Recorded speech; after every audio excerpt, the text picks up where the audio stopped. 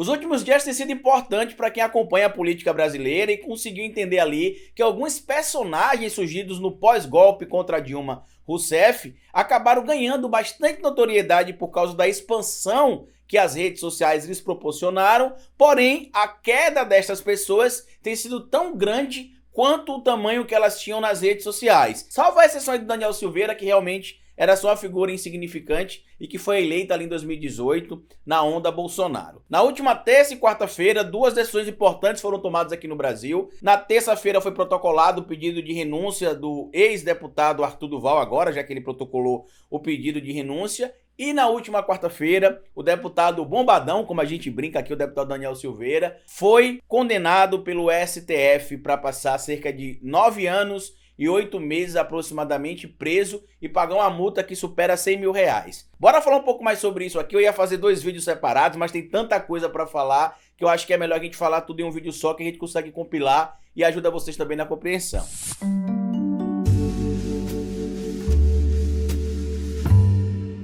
Pois bem, meu povo, antes de seguir esse vídeo aqui, eu queria passar um recado importante para vocês, já que esse canal tem sido mantido com a ajuda de vocês, não é publicidade, tá? É basicamente pedindo aqui a vocês que colaborem com o nosso trabalho, se você puder, sendo membro do canal, clicando aqui embaixo no botão Seja Membro, sendo apoiador do canal, ainda aqui na descrição do vídeo, clicando no link do Apoia-se, você vai ser direcionado lá para o site do Apoia-se, você pode colaborar lá com a partir de R$5. A nossa meta para manter esse canal aqui hoje é de 7 mil reais, porque é o custo que a gente estima entre um mês e outro. Tem meses que é menos de 4 mil, tem meses que é mais de 7 mil, dependendo ali das dinâmicas de vídeo que a gente produz e do tipo de material que é preciso fazer. E tem também o nosso Pix, que é esse aqui, ó, que você pode colaborar mandando doações diretamente para nossa conta. No domingo eu vou fazer uma revelação importante para vocês, para que vocês entendam por que é tão importante essas colaborações para canais independentes como esse e tantos outros que tem por aí. Hoje a gente vai falar um pouco mais sobre o processo ali que culminou na condenação do Daniel Silveira e também que culminou no pedido de renúncia do deputado Arthur Duval, que agora a gente pode dizer até que é ex-deputado, já que ele protocolou formalmente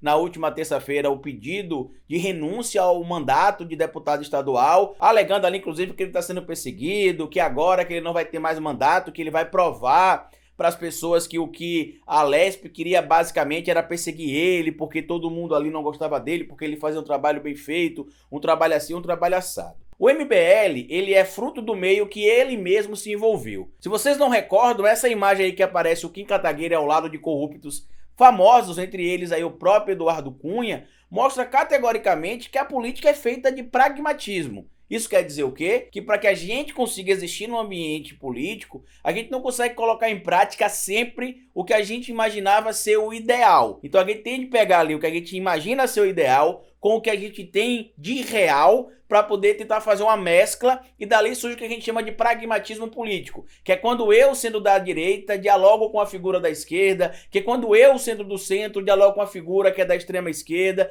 e por aí vai. Eu estou usando exemplos aqui, claro, bem alegóricos, a gente sabe que a relação de extrema esquerda no Brasil é praticamente inexistente, a gente pode colocar assim mesmo, porque apesar de existirem alguns grupos dizendo que o Brasil tem células comunistas ameaçando a democracia brasileira, essa não é uma grande verdade, mas o processo pragmático ele não só é verdadeiro como ele existe. E o Arthur Duval, como deputado estadual, assim como fazia nos seus vídeos no canal do YouTube antes de se tornar deputado estadual, tentou criar uma estratégia através das redes sociais. Pelo menos essa é a possível motivação que levou Arthur Duval a iniciar sua movimentação no canal do YouTube para depois ascender politicamente como deputado estadual, depois como candidato a prefeito de São Paulo e como pré-candidato, recentemente com a campanha, claro, tirada, ao governo do estado de São Paulo. As pessoas normalmente quando se encontram, quando se conectam com o poder, elas ficam ali embriagadas, né? O poder realmente é sedutor, as pessoas que talvez não tivessem tanta força, tanta influência, tanto poder, quando acaba se conectando com o poder, acaba se deixando levar e passa por cima de supostos princípios que sempre defenderam ou acreditaram. No caso do Arthur Duval, existe uma infinidade de motivos que o levam a ter o seu mandato cassado. Ele está falando com frequência da situação do Fernando Cury, que é um absurdo o Fernando Cury ter assediado a colega, a deputada, dentro lá da Assembleia Legislativa de São Paulo, e que não é algo correto, que o que fizeram com a Isa Pena, passaram a mão na cabeça do Fernando Cury, não é admissível, e que agora querem caçar ele. E aí a gente precisa entrar na categoria bem simples de que uma coisa é uma coisa e outra coisa é outra coisa. As duas condutas, tanto a do Fernando Cury quanto a do Arthur Duval são deploráveis e merecem punições estabelecidas, inclusive, no próprio regimento da Assembleia Legislativa do Estado de São Paulo. A grande diferença é aquele princípio que eu falei do mundo real e do mundo ideal. Eu quero um mundo real, que é aquele que, infelizmente, as coisas não acontecem da maneira sempre como eu quero, ou eu quero aquele mundo ideal que eu imagino que tudo são mil maravilhas e que basta a gente ter pensamentos positivos,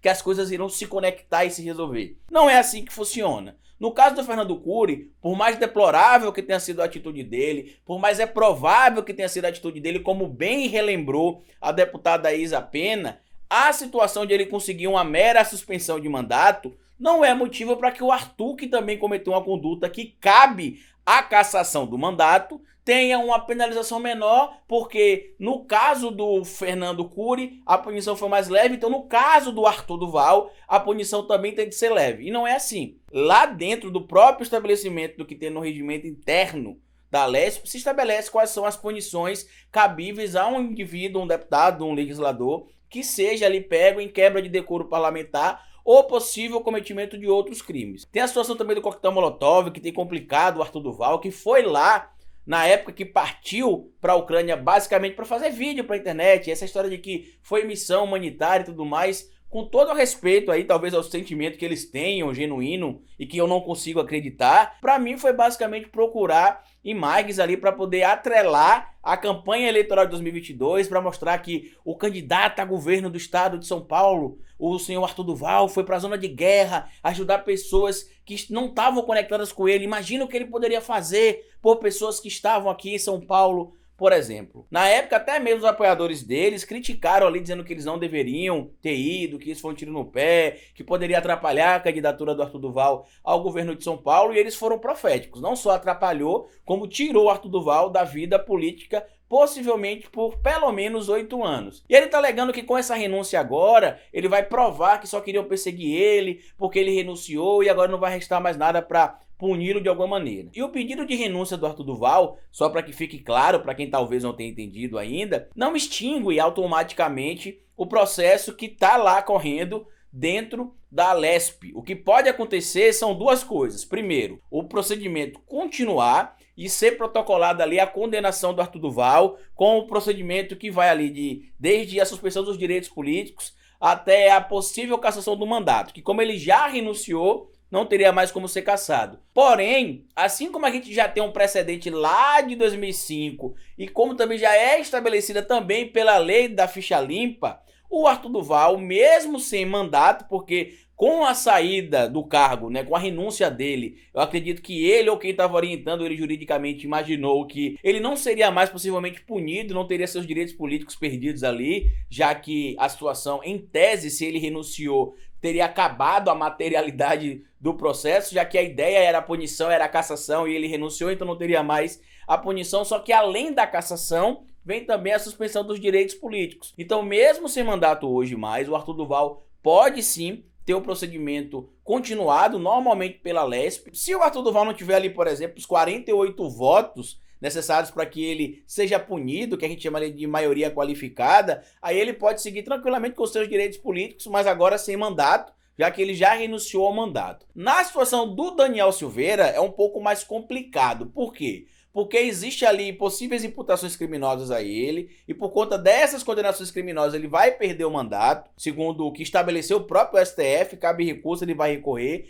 mas o STF condenou na última quarta-feira o Daniel Silveira por 10-1 a uma prisão que pode chegar ali a quase 10 anos e uma multa de R$120 mil aproximadamente pelos possíveis crimes cometidos por ele. Detalhe, o Cássio Conká, o ministro Cássio Nunes Marques, votou contrário à cassação do Daniel Silveira e à condenação, porque segundo ele disse bravatas, mas não cometeu nenhum tipo de crime. Já o André Mendonça, o pastor da igreja presbiteriana, deixou Silas Malafaia revoltado, ou melhor, decepcionado, porque segundo ele teve sim cometimento de crime por parte do Daniel Silveira, só que ele acreditava que a pena que deveria ser aplicada seria uma pena de menos de 3 anos e não a pena de quase 10 anos de prisão. Os ministros fizeram questão de justificar o seu voto, de embasar o voto ali, e quase todos foram unânimes em dizer que não existe essa de liberdade de expressão absoluta, ou que as pessoas não podem utilizar a ideia de liberdade de expressão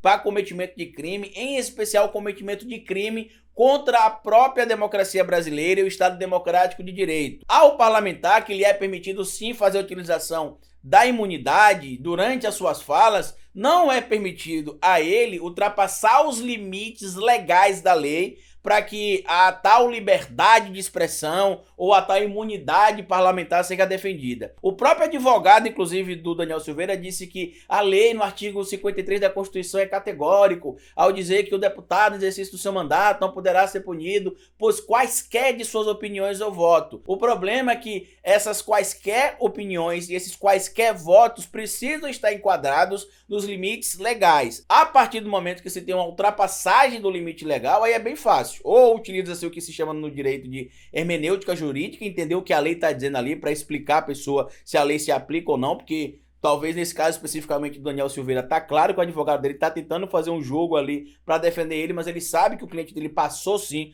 do limite legal, por isso que ele está sendo condenado, inclusive quase que por unanimidade, porque foram 10 votos a 1, e também por conta da conduta reiterada do Daniel Silveira. O Alexandre de Moraes fez questão de deixar claro que a conduta dele foi praticamente de crime continuado, porque ele passou meses e meses reiterando em condutas criminosas, reiterando em condutas que podem estar violando o que estabelece o princípio legal do nosso país. O grande problema dessa situação toda é que outros deputados, assim como o Daniel Silveira, poderiam também ser enquadrados em condutas criminosas e serem punidos. Mas assim como a tentativa de equiparação que o Arthur Duval fez, no caso dele com o Fernando Cury, é bem simples. Não é porque outros indivíduos não foram condenados que esse indivíduo que tem uma conduta que pode ser considerada como criminosa deva ser absolvido. Se está escrito na lei que aquela conduta é criminosa, se tem o fato cometido e a conduta reiterada em específico por parte do Daniel Silveira,